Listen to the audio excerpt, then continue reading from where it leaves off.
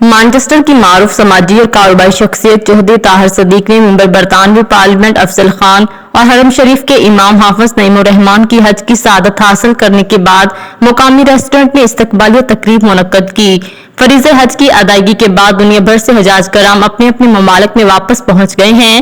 Manchester سے member parliament افضل خان اور حرم شریف کے امام حافظ نعیم الرحمان کی فریضہ حج کی ادائیگی اور مانچسٹر آمد پر استقبالیہ دیا، جس میں ممبر برطانوی پارلیمنٹ افضل خان اور امام مکہ مکرمہ حرم پاک حافظ نعیم الرحمان، امام مکی مسجد لانگ سائٹ حافظ محمود الرحمان نے اپنی کیفیات سے آگاہ کیا اور فریضہ حج کی سعادت اور اس سے ملنے والی روحانی اور قلبی سکون کو بیان کیا۔ افضل خان صاحب حج سے تشریف لائے تھے، نعیم صاحب مکہ سے تشریف لائے تھے۔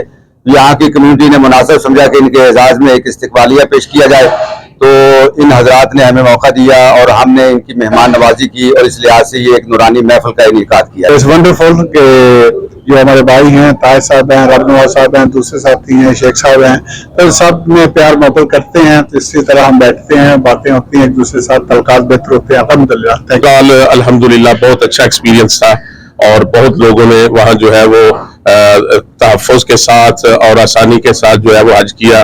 ہم سب کے لیے دعا گو ہے کہ اللہ تعالیٰ سب کو یہ موقع بار بار رحمت فرمائے۔ استقبالیہ تقریب میں چودھری طاہر صدیق، شیخ محمد کمال مصطفیٰ، حاجی شاہد، آدم صدیق، کونسلر رب نواز اکبر سمیت دیگر نے مبارکباد پیش کی۔ مزید اپڈیٹس کے لیے دیکھتے رہیے انڈر گراؤنڈ نیوز۔